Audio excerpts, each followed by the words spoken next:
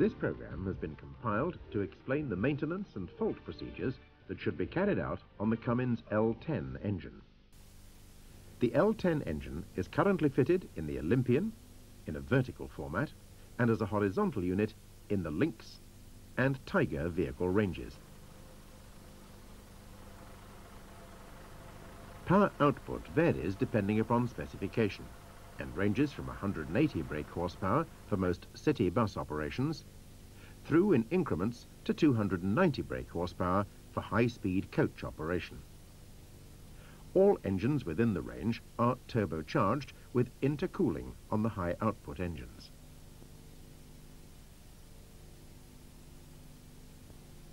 The Cummins PT fuel system is used throughout all L10 engine applications.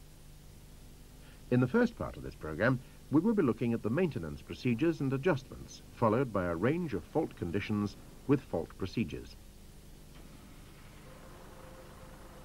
Although the vertical and horizontal engines may look quite different, the main principles of maintenance, testing, fault diagnosis, and adjustments are similar. To confirm this, we shall carry out some of the exercises on the vertical engine and some on the horizontal. Where differences do occur, these will be referenced. However, before proceeding, be aware of the safety procedures when working on the engine or carrying out running tests. Always ensure adequate ventilation. Chock the road wheels and apply the handbrake. Display a suitable warning notice in the cab when working on the engine, and finally, exercise extreme care when working in the areas of the drive belts, rotating shafts, and cooling fans.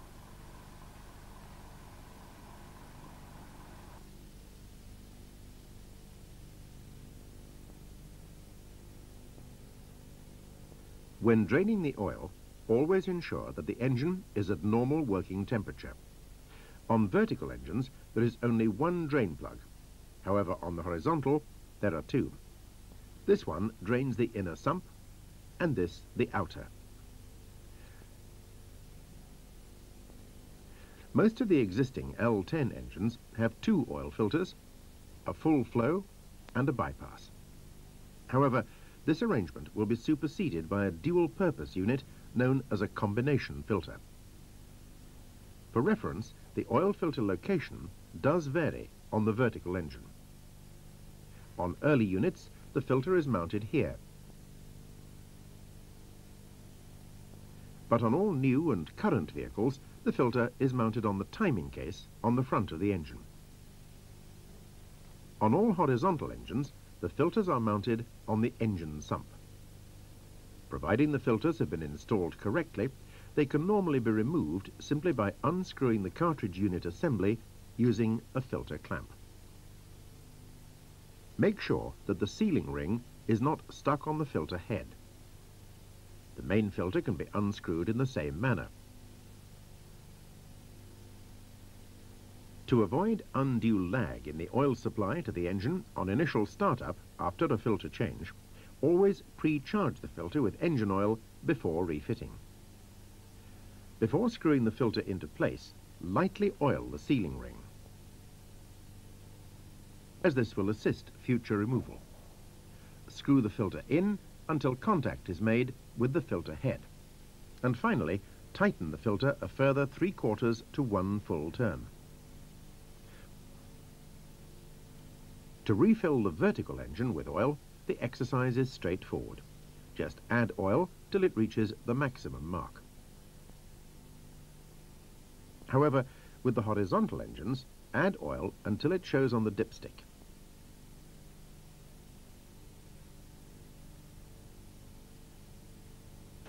Start the engine and idle for at least 2 to 3 minutes. Stop the engine and check the oil level within 1 minute and top up if required. Do not be tempted to exceed the maximum mark.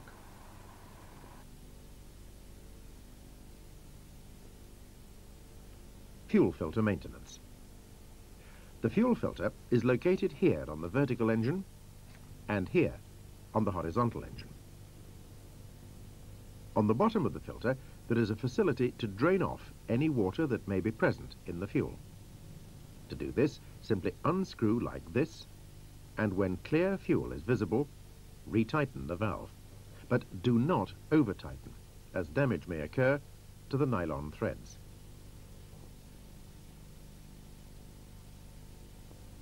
When the vehicle is in service, this exercise should be carried out at regular intervals, as water can collect in the system due to condensation, and water contamination can occur at any time, particularly if the vehicle is fueled from an outside source.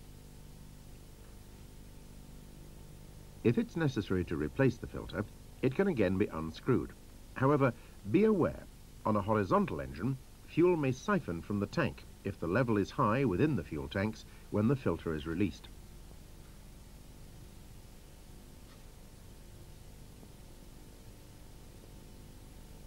A seal on a replacement filter should again be lubricated with engine oil prior to fitting. To assist with fuel priming on startup, fill the filter with clean fuel, assemble the fuel filter until contact with the filter head is again made, and then tighten a further 3/4 to 1 full turn. When complete, start the engine and any air remaining in the system will automatically be purged. The cooling system.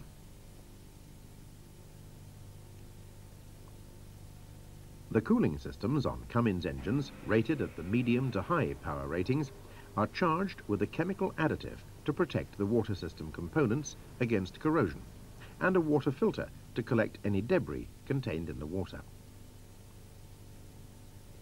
The chemical additive has taken two forms. On earlier engines, DCA, and on current units, DCA4. The DCA4 additive was introduced as it is more compatible with modern antifreeze mixtures which contain a higher level of anti-corrosive additive.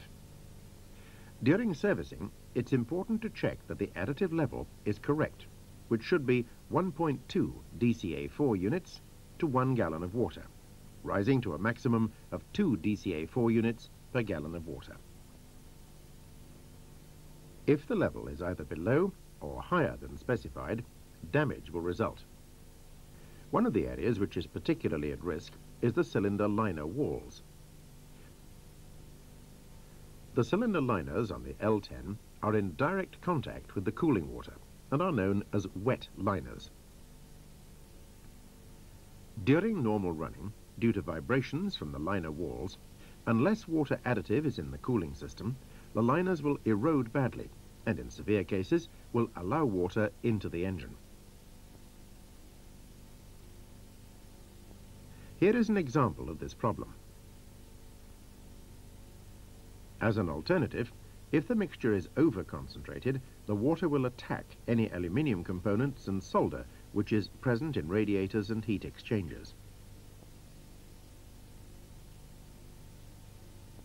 The DCA4 additive can be introduced into the engine in two different ways. A range of filters pre-charged at different levels, or alternatively liquid DCA4. Under normal circumstances, for routine servicing, you would only fit a service filter of a low value just to maintain the DCA4 level. The higher value filters would only be used if the water system had been completely drained.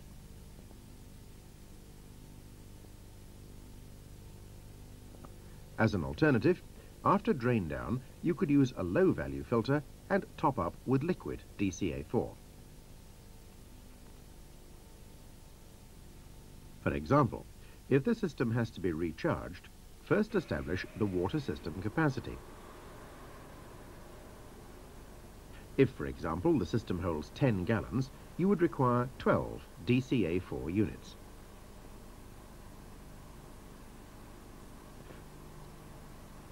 First, select a filter close to the value required. In this example, we're using an 8 DCA4 filter and topping up with 4 units of liquid. To carry out routine maintenance, first turn off the 2 isolation taps and then unscrew the filter. Select a low-value service filter, in this instance 4 units. Prior to fitting, lubricate the seal. Again, do not over-tighten.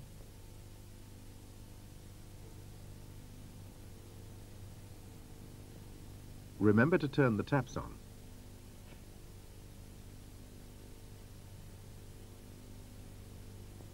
If you wish to check the DCA4 level after fitting a high-value filter, the engine should be brought up to normal working temperature and run for approximately half an hour to allow the additive from the filter to disperse into the cooling system.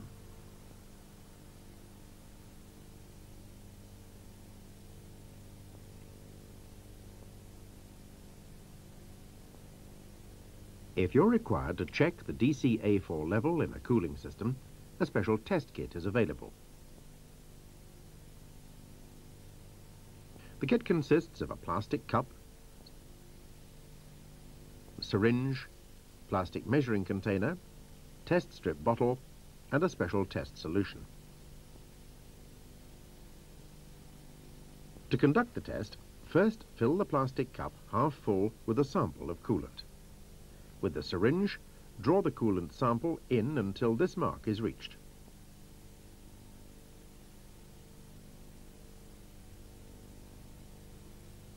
And then dispense into this measuring container. Next, fill the container up to this mark with the special test solution.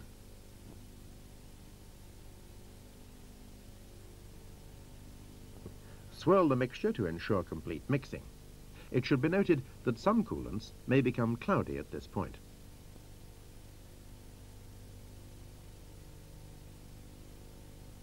To continue, remove a test strip from the bottle and dip it into the mixture. Shake off any excess liquid. A period of at least 4 minutes should be allowed for the colour strip to develop. However, do not allow the developing time to exceed 5 minutes. From this block colour chart in the test kit, compare the test strip colour. The chart gives the recommended action that should be taken depending on the colour of the strip.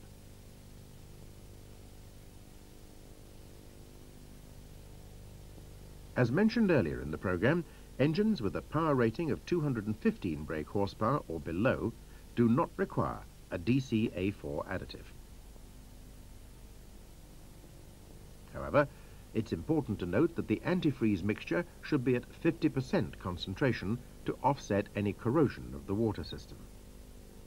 It should also be noted that if dilution of the antifreeze solution takes place and drops to a concentration of 10 to 15%, the mixture is more corrosive than ordinary water. As an alternative, if the antifreeze strength is above 60%, sludging of the cooling system will occur. Providing the antifreeze is ethylene-based, a hydrometer can be used to assess the mixture strength.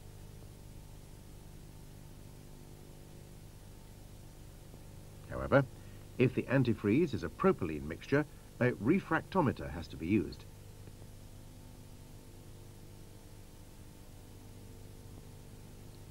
It's important to note that ethylene and propylene antifreeze should not be mixed in the cooling system.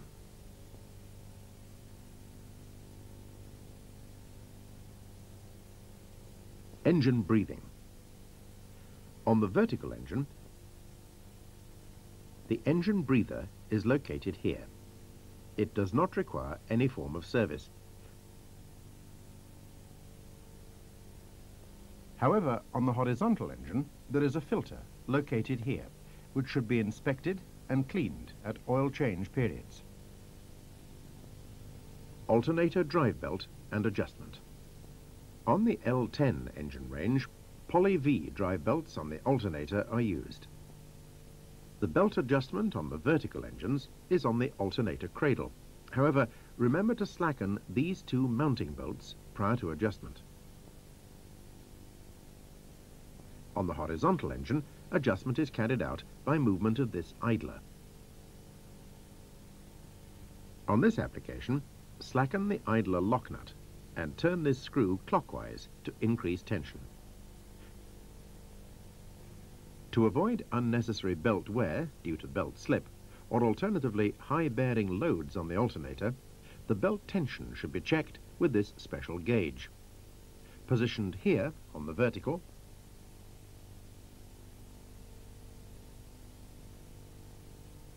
and here on the horizontal.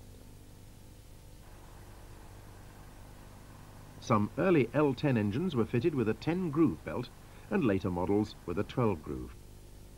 For reference, the belt tension should be set at 20 pounds per groove. In this example, we have a 10-groove and should be set at 200 pounds on the gauge.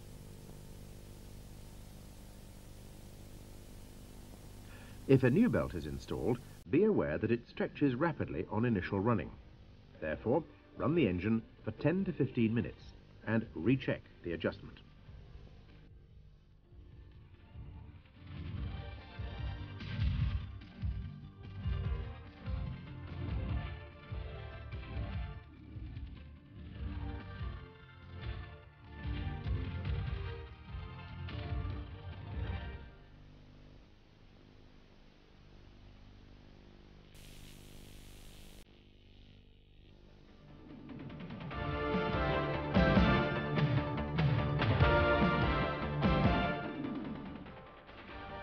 PT fuel system.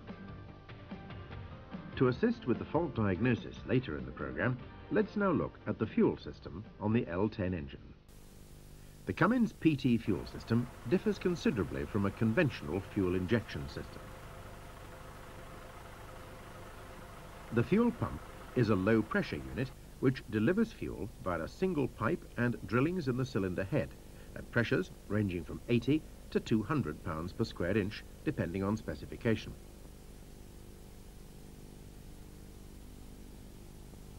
The individual injectors within the cylinder head are mechanically operated by the engine camshaft via a pushrod and rocker lever. During normal operation, the high pressure for injection is generated within the injector at pressures in the order of 20,000 pounds per square inch, which is approximately twice the pressure of a conventional system.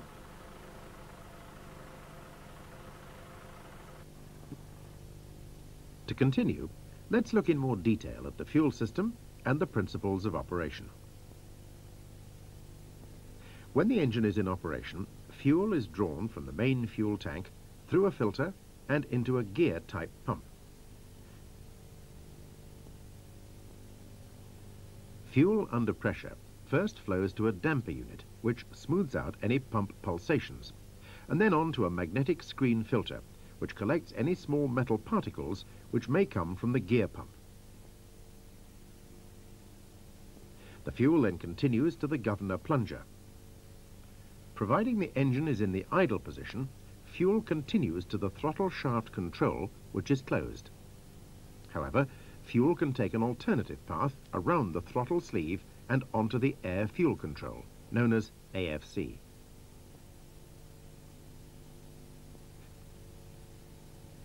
At this stage, the AFC is closed. Fuel can flow through this drilling and past this screw, known as the no-air screw. The fuel supply continues through to the injector via the fuel cut-off valve. On the inlet to the injector, there is a screen filter and a metering hole.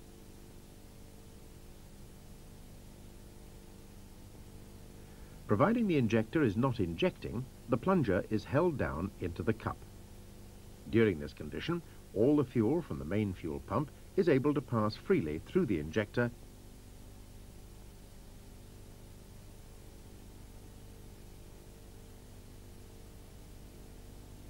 and back to the tank.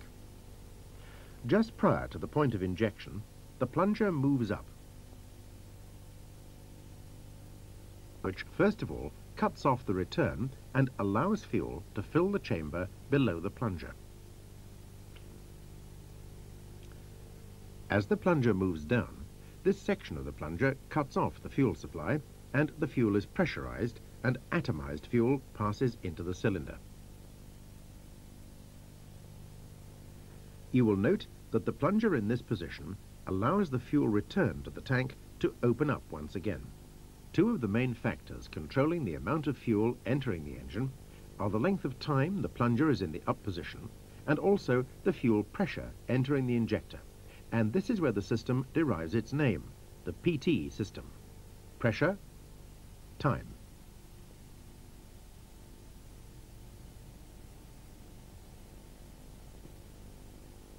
If the engine is at idle, the pressure supply to the injectors is controlled by this spring and button. The spring tension, which is adjustable, dictates the pressure to the injectors. For example, if the engine revs tend to increase, the pressure output from the transfer pump increases, which lifts the button off the end of the governor plunger, allowing the excess fuel pressure to return to the suction side of the transfer pump.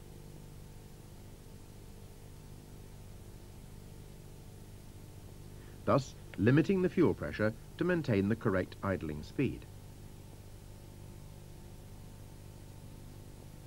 It should be noted that the idle speed can be increased or decreased by adjusting the spring tension.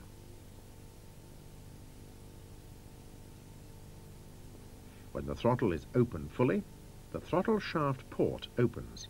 The governor plunger moves to the right, initially closing the idling pressure relief and thus overriding the idling spring.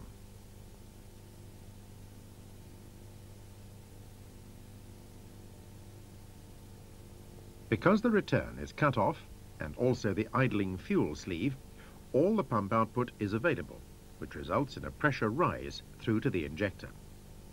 With the increased pressure, the injector supplies more fuel to the engine, resulting in an increase in power and revs. Initially, the AFC control is closed to limit the amount of fuel going to the injector. However, as the turbocharger starts to work, the air pressure within the inlet manifold, known as boost pressure, increases.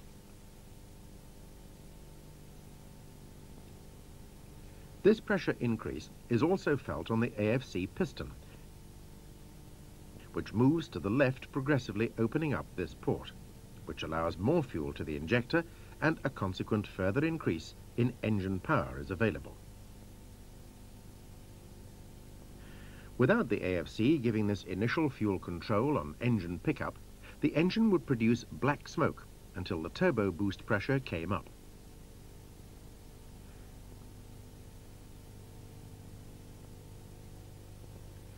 The maximum fuel pressure is controlled by this spring. And again, as with the idling pressure, the piston will move away from the governor plunger and control the maximum pressure by diverting surplus fuel back to the suction side of the pump. As the engine reaches the design maximum speed, the governor weights move this plunger further to the right until the main fuel supply to the throttle shaft is closed.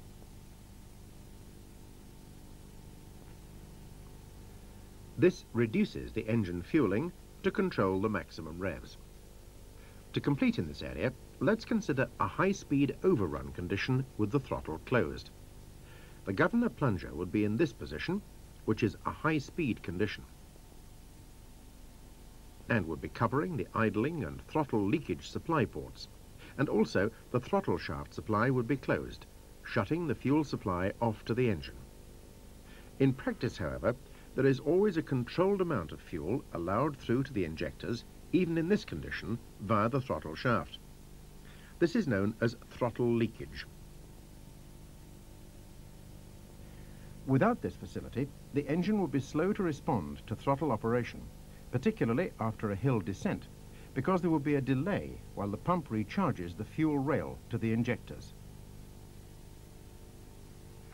To complete the fuel system theory, there is a drain pipe connected to the AFC which takes account of internal leakage and fuel displacement during the operation of the AFC. And finally, a pump cooling line is connected from the pump to the return.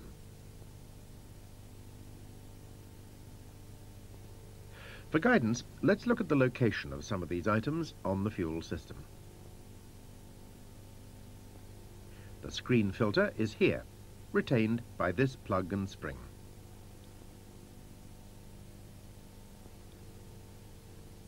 Under normal conditions, the filter only requires attention at fuel pump overhaul periods. This screw controls the throttle leakage setting, and unless authorized, no attempt should be made to carry out any adjustment. For guidance, however, for diagnostic purposes, if the screw is too far in, the engine will not die down, and if it's too far out, this will reduce the throttle leakage fuel flow to the injectors, causing slow throttle response. The no air screw and maximum throttle stop are housed under this cover plate and are only available to fuel pump specialists. Providing you have the necessary special equipment and authorization, the engine idling speed can be adjusted as required by first removing this plug.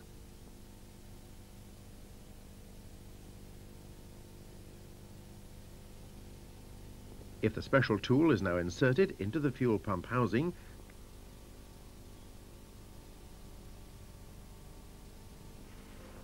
clockwise movement will increase the idling speed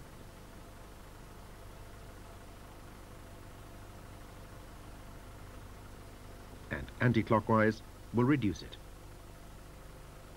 The idling speed should be set to 600 RPM. The AFC control is here, and also the shutdown valve. It should be noted that if the shutdown valve fails electrically, it fails closed. Under these conditions, if you wish to start the engine, screw in this override screw fully like this to start the engine.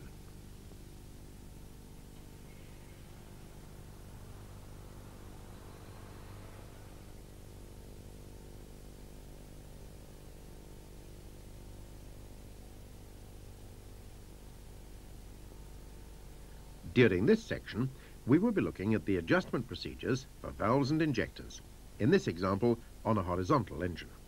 However, the procedure is identical as that on a vertical. On the L10 engine, there are 2 inlet and 2 exhaust valves per cylinder. These are actuated by rocker arms via crossheads. The long rocker arm is the exhaust and the short the inlet. The center rocker is for the injector. If you're required to remove the injector, first release the lock nut on the injector rocker arm and adjust the screw, and remove the main injector push rod.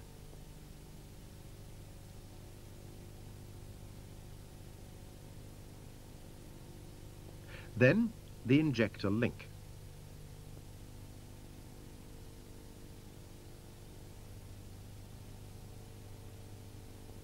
Next, release the exhaust rocker push rod. With both arms free to rotate, you can now gain access to the injector clamp for removal. To remove the injector, a special extractor is available which locates on the injector like this. During the removal of the injector, take care not to drop the plunger or mix it with any other injector plunger, as each plunger is matched to each individual injector.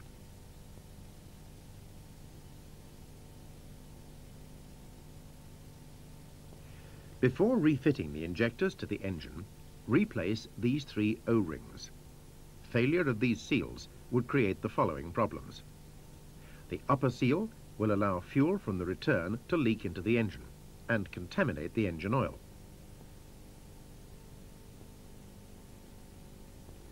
The middle seal will allow fuel to short-circuit from the injector supply through to the return, resulting in a drop in fuel pressure, with a consequent power loss plus a possible pressurization of the return line, giving a slow die-down and run-on. The lower seal will allow fuel rail pressure to seep into the combustion chamber, causing black smoke and a drop in fuel pressure with a resulting power loss. More details on this subject will be given in the fault diagnosis section of this program.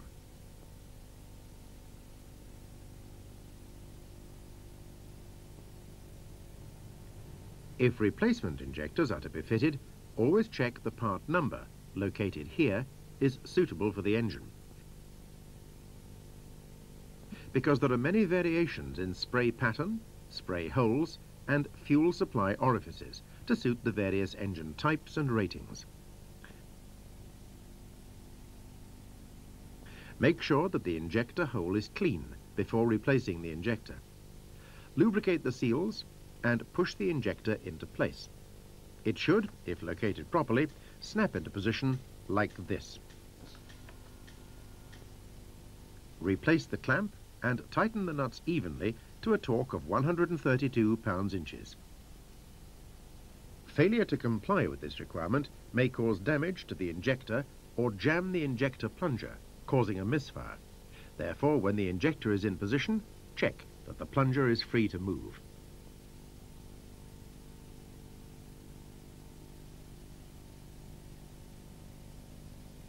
If in order, replace the pushrod and link. To complete the injector replacement, the injector stroke must be set. To do this, we must set the engine in the correct position for each injector.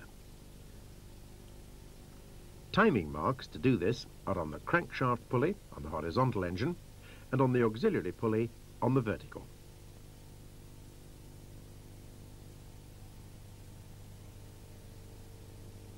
In each instance, you have A, B, and C marks.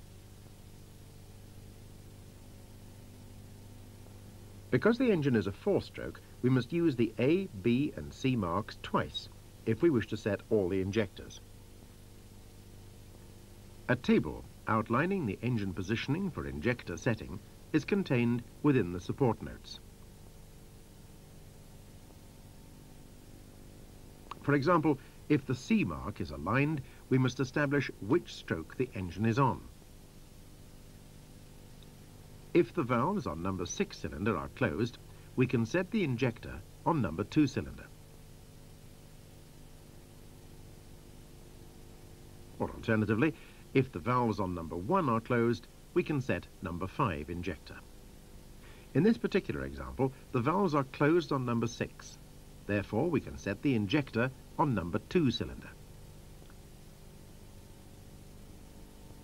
First, slacken the lock nut and tighten this screw using this special torque wrench which is set to break at 6 pound-inches.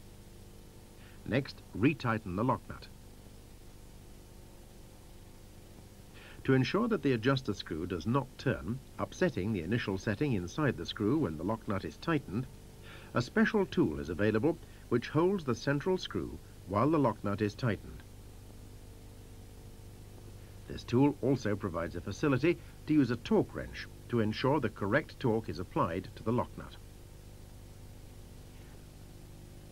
When the injectors are adjusted correctly, during the injector stroke, the plunger just contacts the injector cup at the end of injection, and to ensure that all the fuel is expelled from the injector, the camshaft is designed to load the injector plunger for a short period to squeeze out any fuel that may be remaining.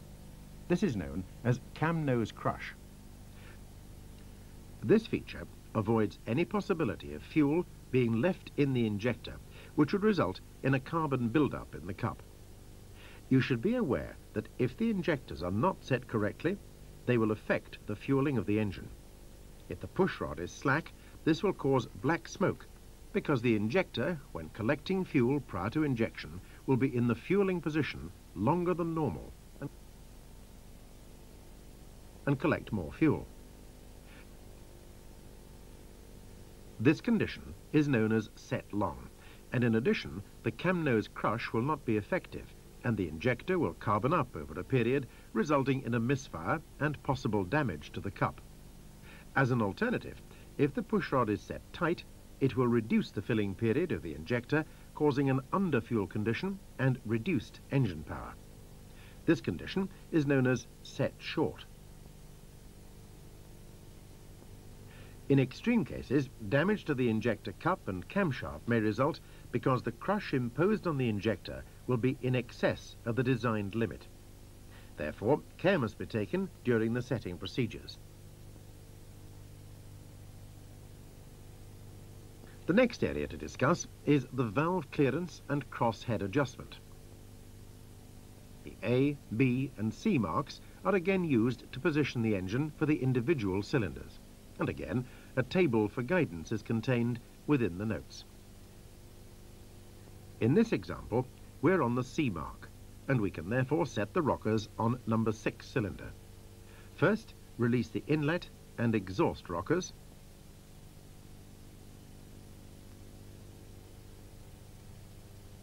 and remove the push rods.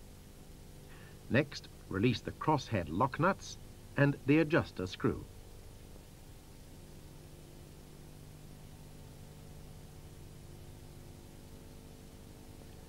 Push the crosshead down like this and screw in the adjuster screw until contact is made with the valve head.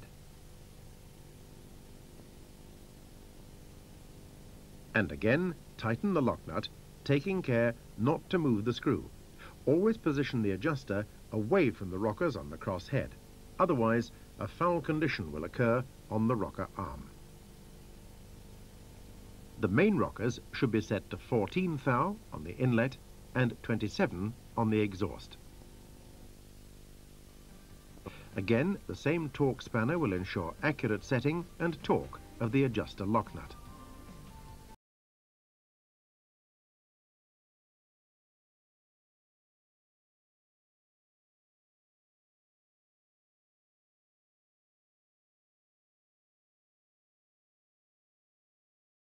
Of fault diagnosis. In this section, we will be carrying out the fault diagnosis routines on the vertical engine in an Olympian. The diagnosis procedures for the horizontal engine will be identical. During these tests, we will be using special test equipment consisting in the main of a pressure and vacuum gauge and a fuel sight glass.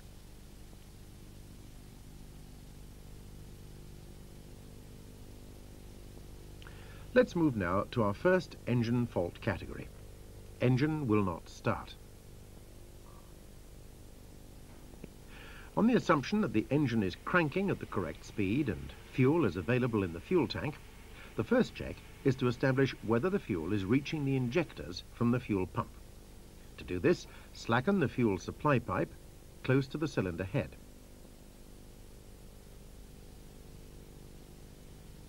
And crank the engine. If there is no fuel, you should next manually override the shutdown valve, as it may have failed electrically. An override screw located here should be screwed in fully.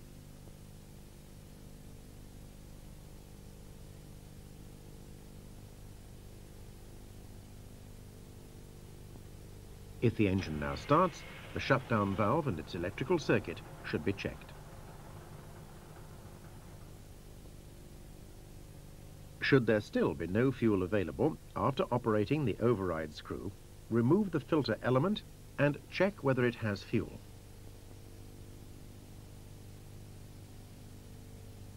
If it has, check the fuel pipe between the filter and the fuel pump. If no fault is found, the fuel pump should be removed for inspection. As an alternative, if there had been little or no fuel available in the filter, a careful check must be made on all the fuel suction pipes and connections from the filter back to the tank for air leaks and damage.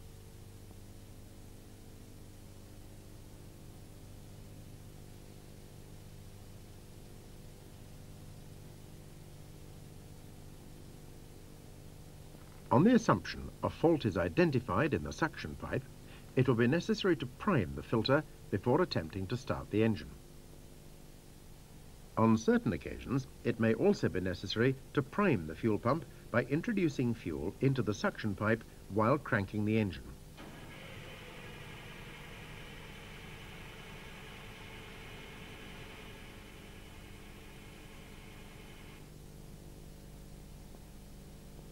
At the beginning of the fault routine, if fuel had been available to the injectors, the most likely reasons for a no start in this situation is that the engine is not receiving sufficient fuel, particularly if the engine is cold or a high level of air is present in the fuel.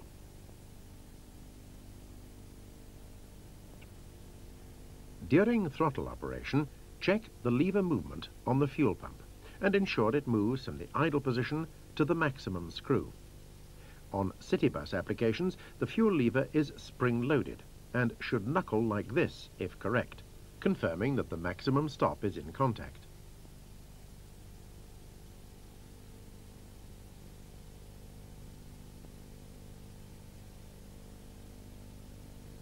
On coach applications, a road speed governor is fitted and the maximum stop cannot be seen. However, if set correctly, the back plate of this unit should deflect slightly when full throttle is reached.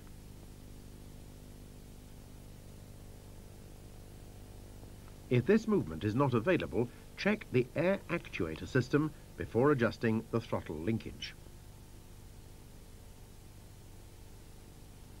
If adjustment is carried out on the linkage,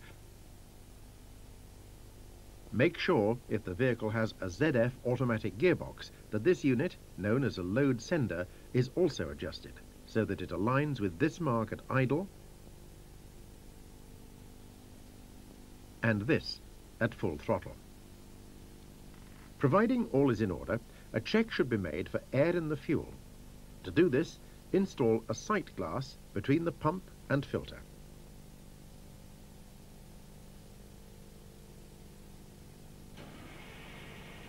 Once again, crank the engine. If fuel aeration is not visible in the sight glass and there is little or no fuel movement, you should proceed to cover this drain hole up on the pump drive housing. And if the engine starts after a further period of cranking, this indicates a faulty oil seal in the pump drive housing, which is allowing air to be drawn into the fuel system. It should be noted, however, that on all current L10 engines, this hole has been deleted. Another potential point where air can enter the fuel in the pump is via the fuel pump cooling line. A non-return valve is located here in this elbow. And if it fails to seat correctly, the pump will pull air from the return line. Access to the valve for inspection can be gained by removing this elbow.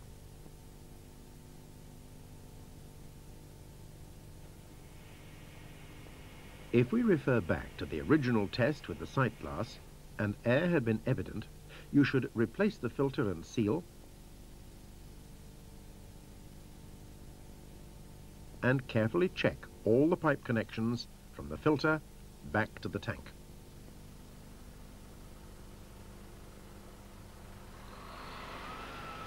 Slow, die down and run on. From the fuel system diagram, you will recall that the engine speed is related to the fuel pressure to the injectors. Therefore, if the rate of fuel pressure drop is slow, the engine will be slow to die down, and also slow on shutdown. With this problem, first check that the throttle mechanism is responding correctly, and the fuel pump lever is returning fully onto the throttle leakage stop. Providing these are in order, you should check for air in the fuel system. If air is present, because of the expansion characteristics, it prolongs the pressure die-down when the throttle is closed or when the shutdown valve is operated. In addition to these problems, the air will also cause the engine to be slow on acceleration, and it may cause the engine to surge when at idle.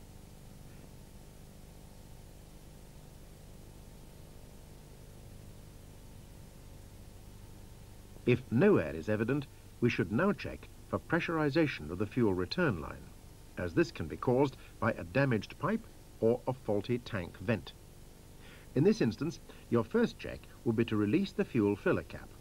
Take special note that if the tank is pressurized, fuel can be thrown out of the filler neck. Therefore, take precautions to contain this spillage.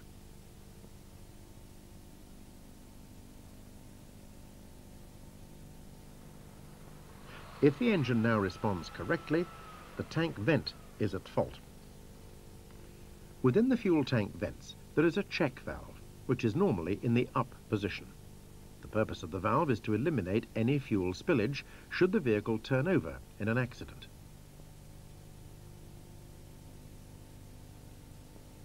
It is important that the valves are fitted the correct way up, and the connecting pipe to the fuel tank rises continuously, with no dips. This also includes the connecting elbow, which again must point upwards. Take note, if there is a dip in the fuel pipe and fuel lodges in this will give slight pressurization on the fuel tank.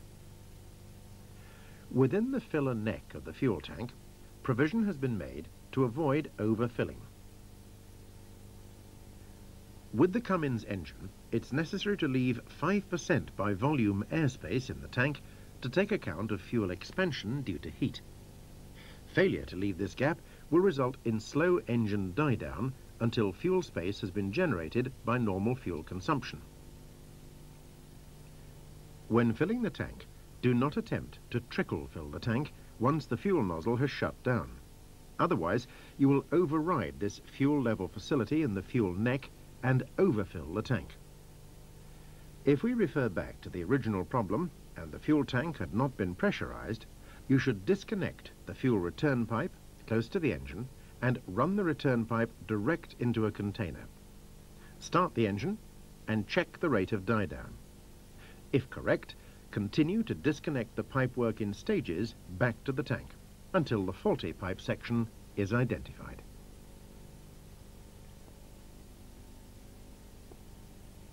On horizontal applications, because the fuel level in the tank can be higher than the engine, a non-return valve is fitted in the return line to stop the fuel siphoning into the engine after shutdown.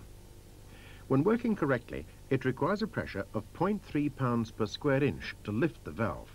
As part of the checks, make sure that the valve is free and not restricting the return. Although not part of this fault routine, it should be noted in this area that if the valve fails to seat after engine shutdown, the fuel from the tanks, if high enough, will flood one cylinder via the return line, because one injector will be in the fuel cycle. It will cause, in extreme cases, a hydraulic lock when attempting to start the engine.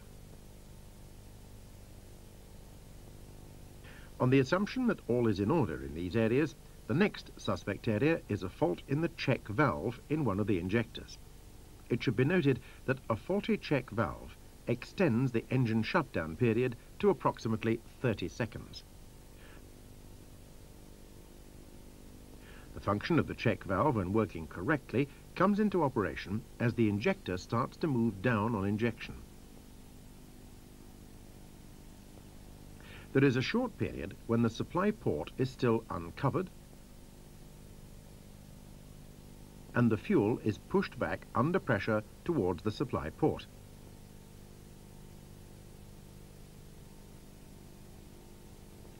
The check valve drops onto its seat as this pressure builds up, isolating the feedback to the supply rail. If the valve fails, fuel under pressure is fed to the remaining injectors and allows the engine to run until all the fuel is consumed within the faulty injector. If you wish to locate the faulty injector and no special equipment is available, you should proceed to substitute each injector in turn with a replacement injector. If the engine shutdown is checked at each stage, when the faulty injector is reached, the engine will shut down normally. Unless the necessary facilities and equipment are available, no attempt should be made to strip the faulty injector. Remember also to inspect or replace, if necessary, the injector O-rings, as specified earlier in this program, as these can contribute towards this problem. As an alternative, providing the necessary tools are available, it is possible to isolate each injector in turn by holding down the rocker arm. When the faulty injector is held, the engine will shut down normally when the stop control is operated. This hold-down tool could also be used if you wish to identify an engine misfire. You will notice in this example we have used a horizontal engine. However, be aware that the turbocharger oil drain pipe has been temporarily extended to carry the return oil back to the engine during this running test. If the problem still persists, there is either an error in the setting of the throttle leakage screw or a fault within the fuel pump.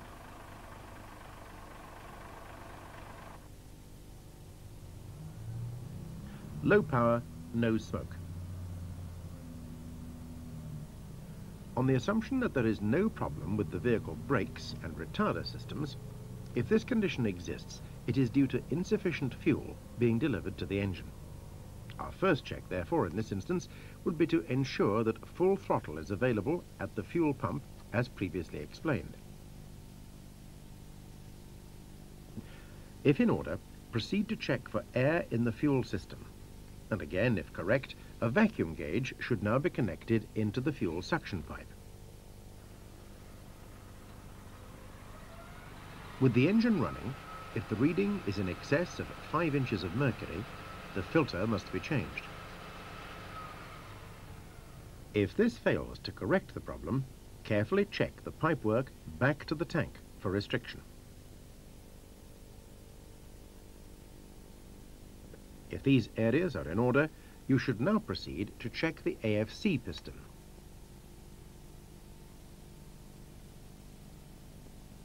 To do this, disconnect the AFC pipe and also the AFC drain pipe. Next, connect this test pump and gauge onto this connection. Pump up the pressure to 25 pounds per square inch.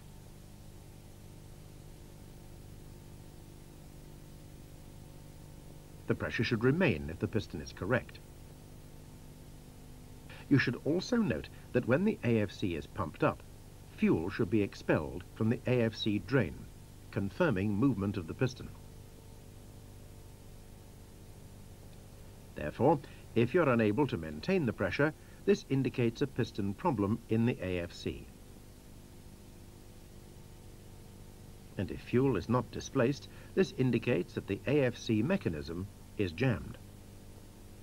Providing there are no problems, our next check is to carry out a fuel pressure reading between the pump and injectors. This is known as a snap pressure reading. The test point is here, on the shutdown valve. Insert the test adapter and gauge.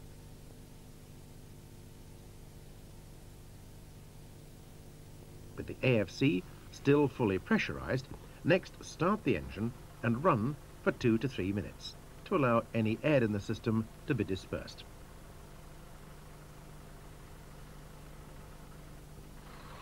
If the throttle is now snapped open fully, the fuel pressure will be recorded on the gauge. Be aware that the maximum fuel pressure is only available for a short period when the engine is accelerating and will drop at maximum revs as the governor cuts in. The maximum fuel pressure reading will vary depending on the engine power rating. In this example, the engine is rated at 180 brake horsepower, and the reading should be in the region of 80 to 95 pounds per square inch if it's correct. Pressure readings for the remaining engines in the range are contained within the support notes. If the fuel pressure readings are substantially below these figures, there is a problem with the fuel pump. However, before removing for testing, be aware that failure of an injector center O-ring can cause a drop in pressure, as mentioned earlier in this program. It should be noted that if the power loss is only on initial engine pickup, this would point to an incorrect adjustment of the no-air screw.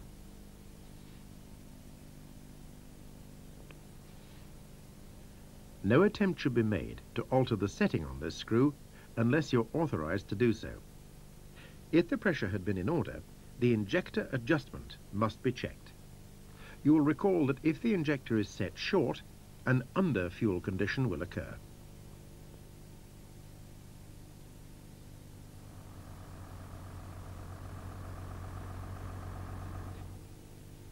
In this condition, you should assess whether the engine is down on power or normal.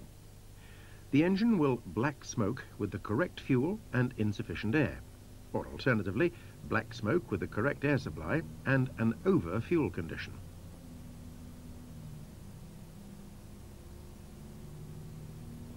In the first category, the engine will be down on power, and in the second instance, the performance will be normal. Therefore, to avoid unnecessary checks, always identify the category. Let's first of all look at black smoke with normal power. First, check the fuel pressure. If this is substantially higher than specified in the support notes, the fuel pump needs to be removed for inspection.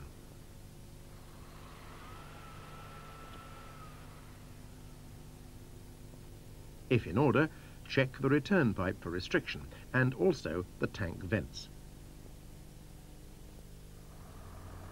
However, if there is a fault in this area, the black smoke would be accompanied by slow die-down and run-on, as discussed in earlier fault conditions. If there is no problem in this area, next check the injector adjustment. You will recall that if these are set long, the injector will inject more fuel. Remember also to check the injector specification.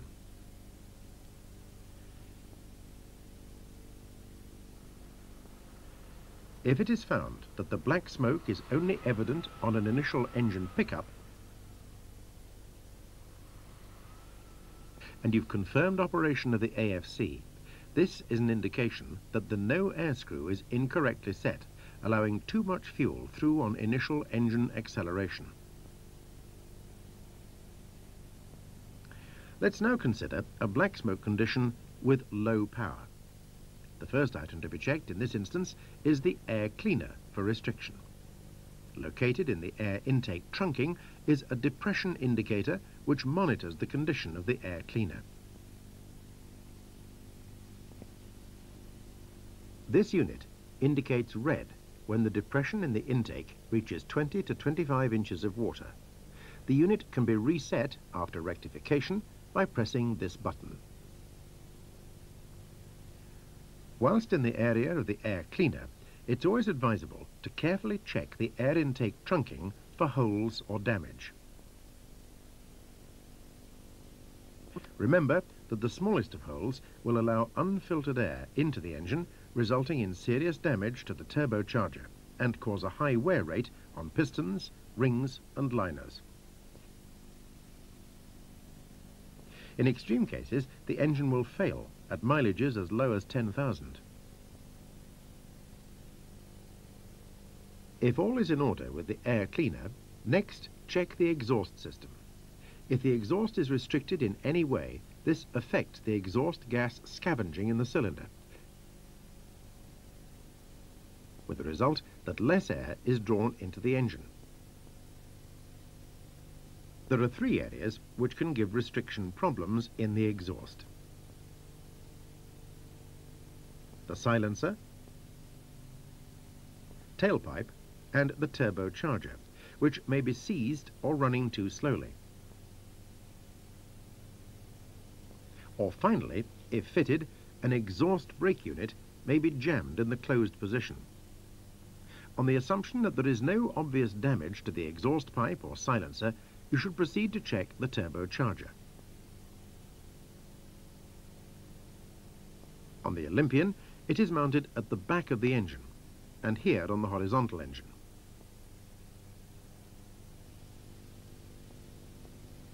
To carry out this work, remove the intake and exhaust trunking. Carefully inspect the condition of all blades on both the compressor and turbine wheels. If, for example, the air cleaner or trunking has allowed dirt through, the compressor wheel will be heavily pitted. It should be noted that the compressor shaft will rock on its bearings, and this should not be interpreted as a fault.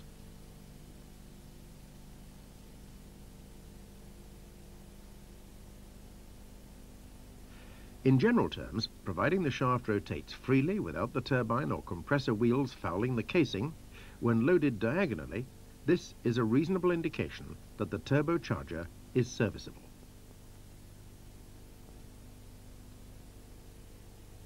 Should any doubt exist, check the end float on the turbocharger shaft using a dial gauge. The clearance, if correct, should not exceed 3 thou. To establish the running clearance between the casing on the compressor and turbine wheels, lightly load the shaft diagonally and check the clearance on the opposite blade.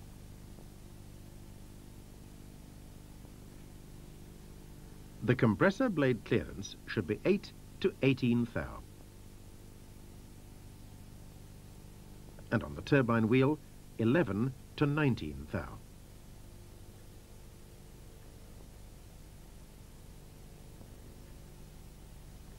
Moving now to the exhaust brake, if fitted. If the exhaust brake has jammed in the closed position, the engine will not only smoke badly, but it will also be unable to achieve engine speed much above idling. If this fault characteristic is evident, the exhaust brake unit should be removed and serviced. Program summary. To assist with the fault diagnosis section of this program, we suggest that you have to hand the fault diagnosis booklet for reference purposes. Should there be any doubt as to any of the procedures contained in this program, you should seek further advice or refer to the Vehicle Maintenance and Workshop Manual.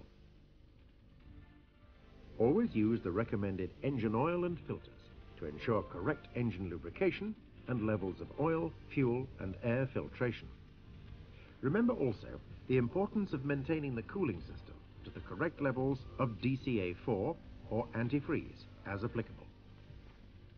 With the fault diagnosis, always identify the fault category accurately and follow a logical pattern to identify the fault and finally remember the safety precautions when carrying out any work on the engine.